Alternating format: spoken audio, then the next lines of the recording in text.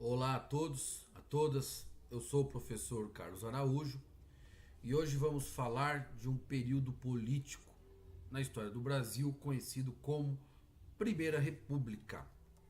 Então, esse período nós não vamos nos aprofundar, vamos apenas sobrevoar, falar um pouco de algumas características desse período político.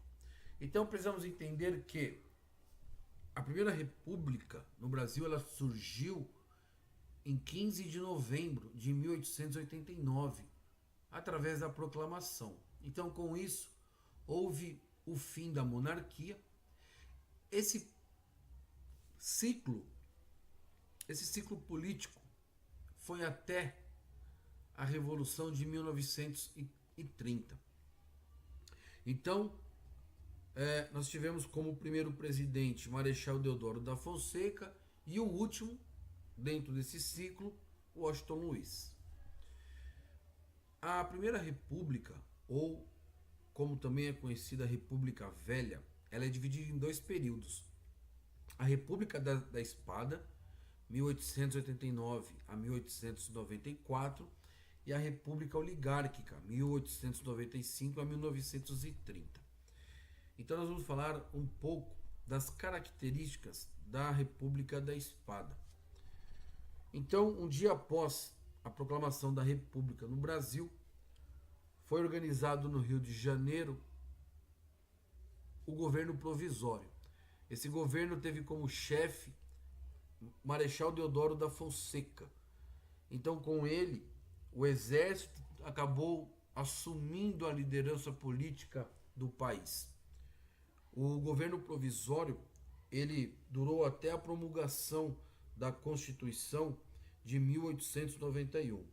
Então, quando falamos de República da Espada, o porquê?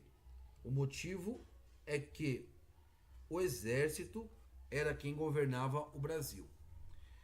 Então, esse governo provisório teve algumas medidas.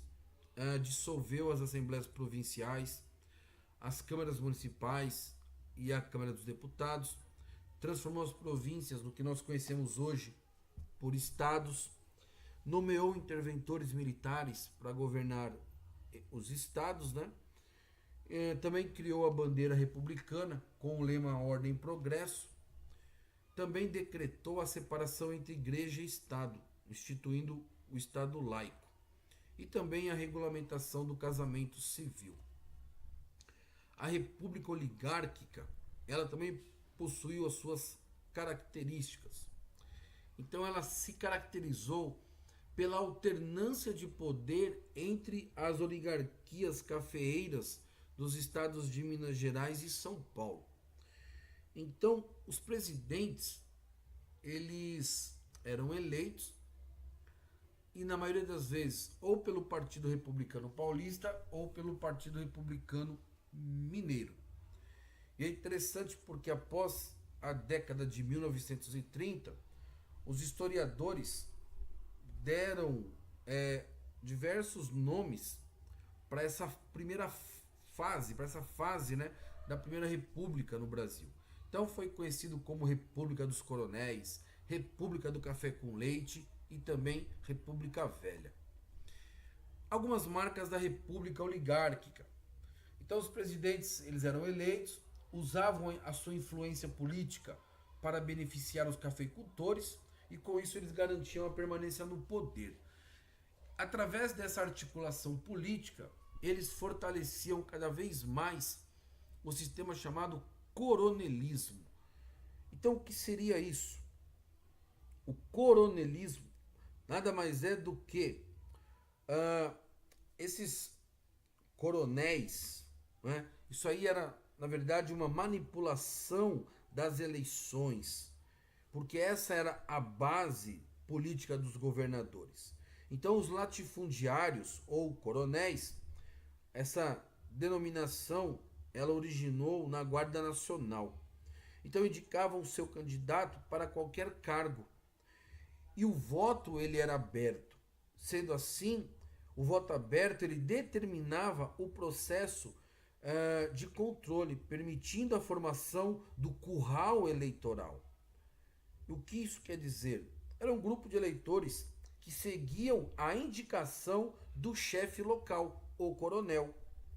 Então, o coronel determinava os votos de seus comandados em troca de favores que iam de cargos públicos até presentes variados, como cachaça, par de botas, remédios e por aí vai. E com isso, essa postura política, ela traz essa disposição do eleitorado, né, em vender seu voto, contribuía para o voto de cabresto, que é o voto controlado pelos coronéis.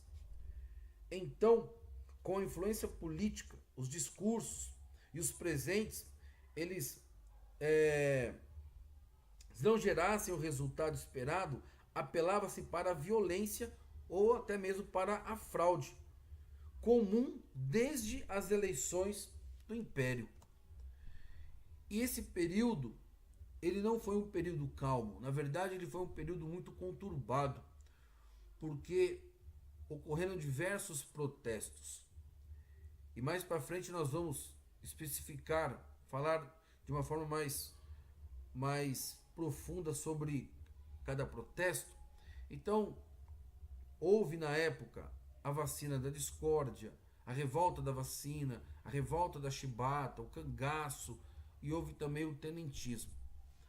E toda essa efervescência política de protestos até chegou a culminar no fim da oligarquia. E como isso aconteceu? Houve as eleições presidenciais em 1930. Getúlio Vargas foi candidato, não ganhou. Quem ganhou as eleições foi Júlio Prestes. Só que Vargas, ele impediu a posse de Júlio Prestes. Com isso, Vargas tomou o poder e aí foi onde surgiu a Revolução de 1930. Então, após isso, outros atores sociais entraram no cenário político brasileiro, modificando certas formas de governar. É isso aí, foi aí mais um pouquinho da aula de história, daquilo que foi a Primeira República no Brasil.